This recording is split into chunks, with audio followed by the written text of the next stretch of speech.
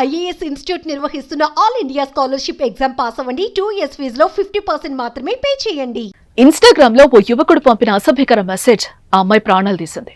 ఆ మెసేజ్ సారాంశం ఏంటో గానీ అది వచ్చిన దగ్గర నుంచి ఆ యువతి భరించలేకపోయింది. ప్రాణం ఉక్కిరి బిక్కిరి చేసేలా చేసింది.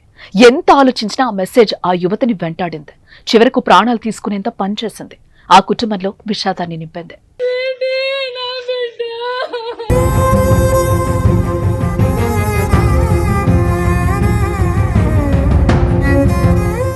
యాదాద్రి భువనగిరి జిల్లా భువనగిరి పట్టణంలో విద్యానగర్ కు చెందిన సతీష్ సంధ్య దంపతుల కూతురు హాసిని. ఆమె హైదరాబాద్ లో డిగ్రీ 2వ సంవత్సరం చదువుతోంది. ఈ క్రమంలో నిఖిల్ అనే యువకుడు గత కొన్ని రోజులుగా వాట్సాప్ లో పిచ్చి పిచ్చి పోస్టులు పెడుతూ ఆమెను వేధించసాగాడు. అయినా ఆ విద్యార్థి మౌనంగా ఉండిపోయింది. దీంతో అతను మరింతగా రెచ్చిపోయాడు. ఈసారి ఇన్స్టాగ్రామ్ లో అసభ్యకరమైన మెసేజ్లు చేస్తూ వేధింపులకు గురిచేయడం మొదలుపెట్టాడు. దీంతో నిఖిల్ వేధింపులకు హాసిని భరించలేకపోయింది. ఈ క్రమంలోనే ఇంట్లో ఎవరూ లేని సమయంలో ఉరి వేసుకుని ఆత్మహత్య చేసుకుంది. అయితే ఆ యువకుడి వేధింపులు తమకు కూడా చెప్పుకోలేకపోయిందని తల్లిదండ్రులు కన్నీరు మున్నీరుగా విలపిస్తున్నారు.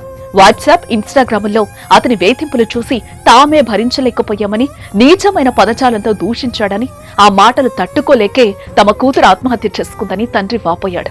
తమకు న్యాయం చేయాలని పోలీసులను ఆశ్రయించాడు. శనివారం నాడు మా బామ్మది సీరియస్ అయితే హైదరాబాద్ దాఖల కొంపెలు తీసుకుపోయినాము. శనివారం, ఆదివారం 2 రోజులు అతని గురించి తిరగడం అయింది.